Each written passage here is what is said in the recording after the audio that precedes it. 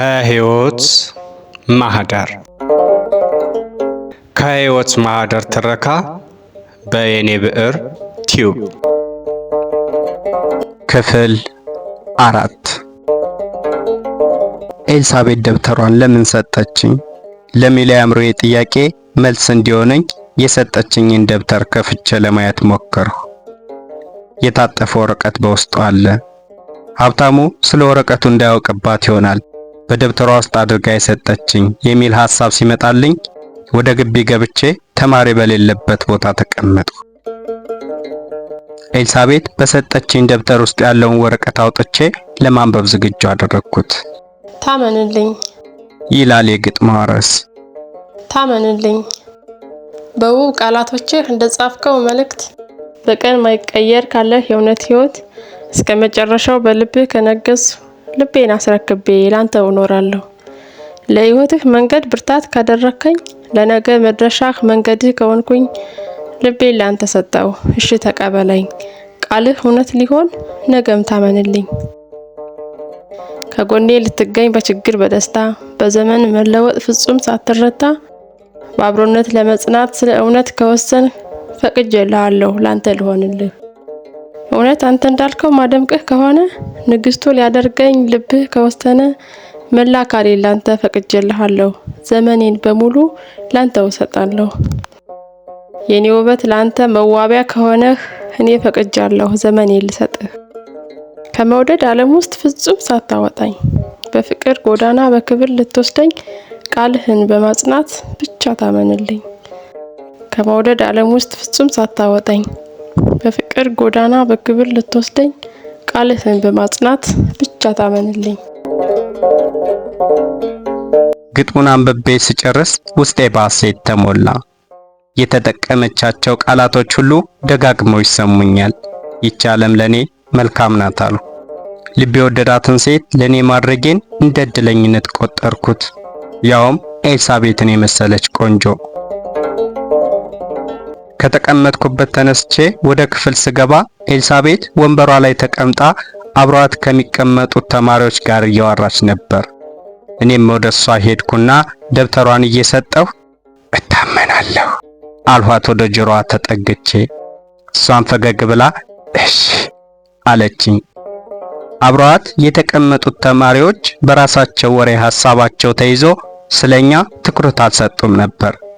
እኔም ወደ ወንበሬ ሄጄ ተቀመጥኩ።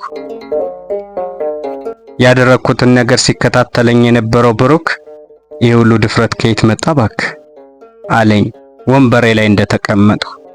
በርግጥ ከጆሮዋ ተጠግቼ ታመናለሁ የምትለዋን ቃል መንገሬ እንኳን ለብሩክ ለኔም እየገረመኝ ነበር።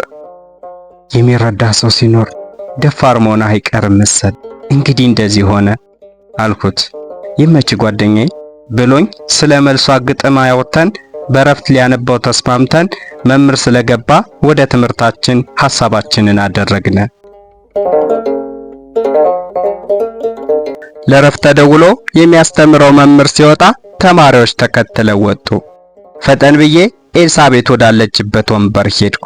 መቀመጥ ይቻላል አልኋት ወደ ተቀመጠችበት ወንበር እያመለከትኩ። ይቻላል ግን እኔ ልሄድ ነው። እረፍት ከጓደኞቼ ጋር ነው ማሳለፍ። ምናልባት ስንለቀቅ አብረን መሄድ እንችላለን ስትለኝ ደስ ይለኛል ብያት ከክፍል ወጣን። እሷ ወደ ጓደኞቿ እኔም ወደ ብሩክ ሄድኩ። አብረን ከክፍል መውጣታችንን ያየ ብሩክ እርግቦቹ ምን ነው አብራችሁ ይችን 15 ደቂቃ ለመቆየት አላስባችሁ አለኝ። ይቺ ሰዓት ባክህ ከጓደኞቿ ጋር የምታሳልፍባት ናት፣ ግን ስንለቀቅ አብረን የመሄድ ፈቃድ አግኝቻለሁ አልኩት። ስለዚህ እኔ ካንተ ጋር አልሄድም ማለት ነው አለኝ ብሩክ። ምናልባት ስለው ምን ነው ፍርሃት ተመልሶ መጣብህ አለኝ። አይ ሀብታሙ አብራት ካልሄደ ነው ብዬ ነው እንጂ አልኩት። መንገድ ቀይረን ቢሆን ያገኛትን ፈቃድማ መጠቀም አለብህ አለኝ ብሩክ። ሀብታሙ ቀድሞ መጥቶ ካልጠበቃት መንገድ ቀይረን የመሄዱ ሐሳብ ጥሩ ነው ስላገኘው ተስማምተን የጻፈችውን ግጥም ብሩክ አንብቦ አስተያየቱን ሰጠኝ። የረፍት ሰዓት አልቆ ስለተደወለ ወደ ክፍል ገባን። ከረፍት በኋላ ያሉት ሶስቱ ክፍለ ጊዜዎች ረዘሙብኝ። ደግሞ ሀብታሙን ሳስበው ውስጤ የመረበሽ ስሜት ይሰማኛል። ከኤልሳቤጥ ጋር ለመሆን የሚሞክሩ ወንዶችን እንደደበደባቸው ብሩክ ሰምቶ ነግሮኛል። የእሷን እሺ ማለት ካገኘው የመጣውን ሁሉ እቀበላለሁ ብዬ ነበር ወረቀቶቹን ለኤልሳቤጥ መስጠት የጀመሩ። ከረፍት በኋላ ያሉ ክፍለ ጊዜዎች አልቀው የመጨረሻው ክፍለ ጊዜ ተደውሎ መምህሩ ሲወጣ ኤልሳቤጥን ሳያት አይታኝ ፈገግ አለች። ጥርሶቿን ሳይ ሰውነቴ ሁሉ በሐሴት ተፍታታ። የሀብታሙ ሐሳብ ከህሊናዬ ጠፋ። ቦርሳዬን ይዤ ወደ ኤልሳቤጥ ሄዱ። እንሂድ ስላት በእሽታ ቦርሳዋን ይዛ ስንወጣ ጓደኞቿም ሆኑ ሀብታሙ ከክፍላችን አካባቢ የሉም። ደስታዬ ወደር አጣ። ከግቢ እስክንወጣ ቸኮልኩ። ከግቢ ስንወጣ አሁንም አልነበሩም። የአብሮነት ጊዜ መረጋገጡን አምኜ መንገድ ቀይረን እንድንሄድ ነግሬያት ተስማምተን ጉዟችንን ቀጠልን። ካየኋት ቀን ጀምሮ ያለፈውን ሳምንትና የዚህን ሳምንት ሁኔታ እኔ ያሳለፍኩትን እያወራኋት እሷም ስለ እሷና ስለ ፍላጎቶቿ እያወራችኝ እየተጓዝነ የእሷ ሰፈር አካባቢ ደረስነ። ወደ ሰፈሯ እየደረሰች ስለሆነ እንድመለስ ነገረችኝ። ልሰናበታት እጄን ስዘረጋላት እሷም እጇን ዘረጋችልኝ። ጨበጥኋት። የእጇ ልስላሴ፣ የጣቶቿ ማማር አትልቀቃት አትልቀቃት የሚል ስሜትን ፈጠረብኝ። እንደ መፍዘዝም ሆኖ በቃቸው ስትለኝ ለቀኳት። እሺ ቻው ብያት ዘወር አልኩ። ኤልሳቤጥን ለኔ ማድረጌ ህልም ሁሉ እየመሰለኝ ትንሽ እጓዝና ዞር አያታለሁ። እሷም ዞራ ስታየኝ እንተያያለን። እውነት ፍቅር ግን ይሄ ነው እላለሁ። እየተሰማኝ ያለውን ስሜት እጅግ ወድጀው ሐሳቤን ሁሉ ለኤልሳቤጥ ሰጥቼ ጉዞዬን ደመ ነፍስ አደረግኩት። በመንገዴ ስላለው ነገር እያስተዋልኩ አልነበረም። ጎረምሳው ብሎ ፊት ለፊቴ ሲቆም ሐሳቤ ሁሉ ተበታትኖ በድንጋጤ ፈዘዝኩ። ሀብታሙ ነበር ከፊቴ ቆመ። እንዴት ብደፍር ነው ከኤልሳቤጥ ጋር ለመጓዝ የቻልክ? ብሎ የዩኒፎርሜን ኳሌታ ሰብሰብ አድርጎ አንገቴን አነቀኝ። እኔም ምንም መልስ አልሰጠሁትም። ለማስለቀቅ ሞከሩ። እውነት ቢተኛ ነህ ብሎ በደንብ አነቀኝ። ለማስለቀቅ አቅም እንደሌለኝ ስረዳ ለመተንፈስ ብቻ ታገል ጀመር። ሀብታሙ ለቀቀው የሚል በሐዘኔታ የተሞላ ድምፅ ሰማሁ። ወዲያውኑ ለቀቀኝ። ኤልሳቤጥ ናት። ኤልሳ አንቺን እንድጠብቅ ዳዊት እንዳዘዘኝ ታውቂያለሽ አይደል? አላት። ዳዊት ማለት የኤልሳቤጥ ወንድም የሀብታሙ ጓደኛ ነው። ኤልሳቤጥ በወሬያችን መካከል ስለ ሀብታሙና ዳዊት ጓደኝነት ሀብታሙንም ሰዎች የሷ ጓደኛ እንደሆነ የሚያስቡም እንዳሉ ሁሉ ነግራኛለች። ከሚያስቸግሩኝ እንጂ ከጓደኞች እኮ አይደለም አለች ኤልሳቤጥ ፍርሃት በተቀላቀለበት ድምፅ። ከመቼ ጀምሮ ነው ይሄ አንቺ ጓደኛ የሆነ? አላት ሀብታሙ። በቃ ጓደኛዬ ነው፣ እንድትነካው አልፈልግም አለች ፈራ ተባ እያለች። እጇን ሰዳ እጄን ጨበጠችኝ። የፍርሃቱ ስሜት ጠፍቶ በመልካም ስሜት ተቀየረ። የሀብታሙ ፊት ግን ብስጭትና እልህ ይታይበታል። እሺ አልሽ፣ ለዳዊት ይህንን ቃል ትደግሚዋለሽ ብሎ ጥሎን ሄደ። ይቅርታሽ በእኔ ምክንያት እንደዚህ በመሆንህ አለችኝ ኤልሳቤጥ። ምንም አልሆንኩም እኮ ከዚህ በላይ የሆነ ቅጣት ቢገጥመኝ እንኳን ልቀበል እንደምችል አልነገርኩሽም አልኋት። ሀብታሙ ካነቀኝ ስሜት ይልቅ እሷ ጨብጣ ያዘችኝ ጥሩ ስሜት ስለበለጠልኝ። ስለ ሀብታሙ ሆነ ስለ ወንድምሽ ዳዊት ነግረሽኝ አምኜበት አይደል አልኳትና ወደ ጨበጠችኝ እጇ ተመለከትኩ። ይልቅ ስላተረፍሽኝ አመሰግናለሁ። እንዴት በፍጥነት እንደደረስሽልኝ ሳስበው አዳኝ አንቺ ለኔ ስለሆንሽልኝ እድለኛ ነኝ አልኋት፣ አንድ እጄን በእጇ ላይ እየደረቡ። ብቻ ግን ፈርቻለሁ። ሀብታሙ ለዳዊት ሲነግረው ዳዊት ምን እንደሚያደርገኝ አላውቅም።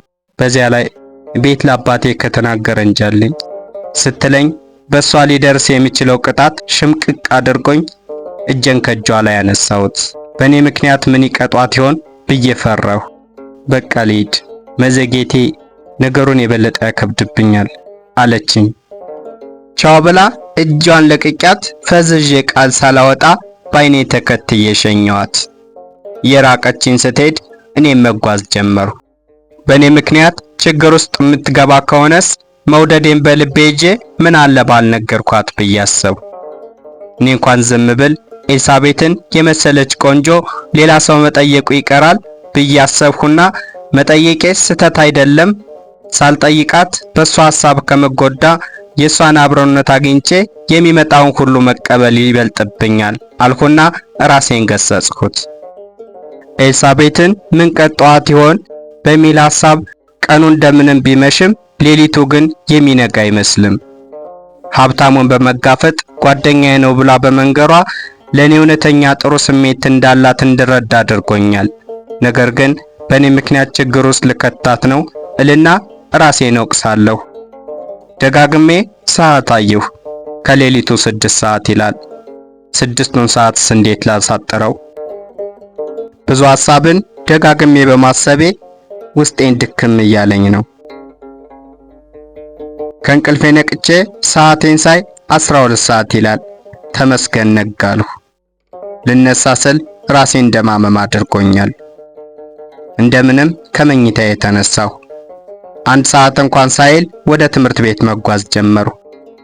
አእምሮዬ የትላንትናውን ሐሳብ አሁንም መላልሶ ያስባል። ኤልሳቤጥ ደርሳ ባታስጥለኝ ሀብታሙ እንዴት እንደሚደበድበኝ ሳስበው ሽምቅቅላለሁ፣ በራሴም አፍራለሁ። አንድ ቦክስ እንኳን ሳያሳርፍብኝ ነበር ኤልሳቤጥ ያተረፈችኝ። ከሐሳቤ ተመልሼ ከርቀት ስመለከት ሀብታሙ ከአንድ ወጣት ጋር ቆሞ አየሁት። ያውኑ ይባሳል። ሌላ መታጠፊያ መንገድ ፈልጌ ታጠፉ። ምናልባት አብሮት ያለው የኤልሳቤጥ ወንድም ዳዊት ሊሆን ይችላል ብዬ በማሰቤ መንገዴ ላይ ቆመው የሚጠብቁኝ እኔን መሆን አለበት አልኩ ለራሴ። ስታጠፍ አይተውኝ ይሆን ብዬ ማሰብኩና ከርቀት ያለውን ሰው ሁሉ በትኩረት እያየሁ ተጓዝኩ። ትምህርት ቤታችን በር ስደርስ እንዳላዩኝ አረጋገጡ። ቆሜ የኤልሳቤጥን መምጣት እየተጠባበቅኩ እያለ ኤልሳቤጥን ከርቀት አየኋት። የደስታም የጭንቀትም ስሜት ተሰማኝ። ኤልሳቤጥ ስታየኝ ፈገግ አለች። ስሜቴን ከፊቴ የምታነብብኝ ሁሉ ይመስለኛል። ከኔ ዘንድ ደርሳ ለሰላምታ እጇን ስትዘረጋልኝ በደመ ነፍሴ እጃቀፍኳት።